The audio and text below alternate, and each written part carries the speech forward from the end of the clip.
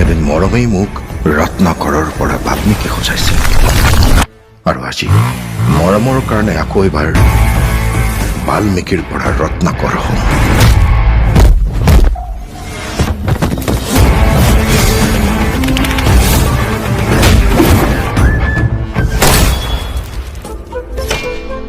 কথা দিছো, প্ৰত্যেকৰে বুকুলে এদিন মই বোৱাই আনিম মৰমৰ কোবাল সাগৰ।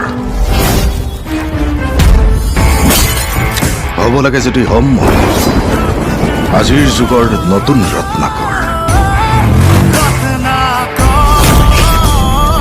ৰত্নাকৰ।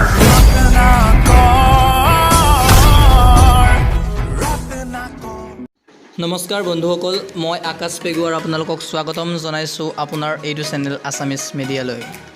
বন্ধুসকল, আজি আমি কথা পাতিম 11 অক্টোবৰত ৰিলিজ হোৱা অসমীয়া ছবি ৰত্নাকৰৰ বক্স অফিচ কালেকশ্যনৰ বিষয়ে।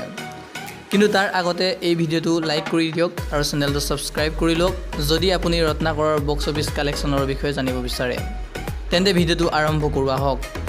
বন্ধুসকল, ৰত্নাকৰ ছবিখনে অসমীয়া চিনেমা জগতত ইতিহাস ৰচিবলৈ সক্ষম হৈছে আৰু প্ৰথম দিনাখনেই অসমীয়া চিনেমা জগতৰ সকলো ৰেকৰ্ড ভাঙি 41 লাখ টকা উপাৰ্জন কৰে।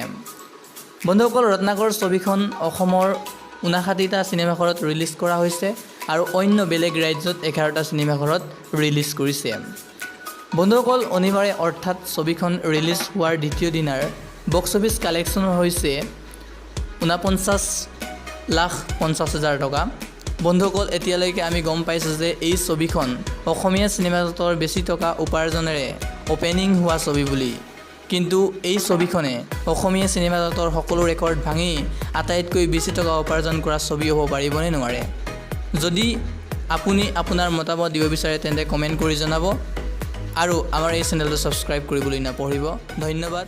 জয় হিন্দ, জয় আই অসম।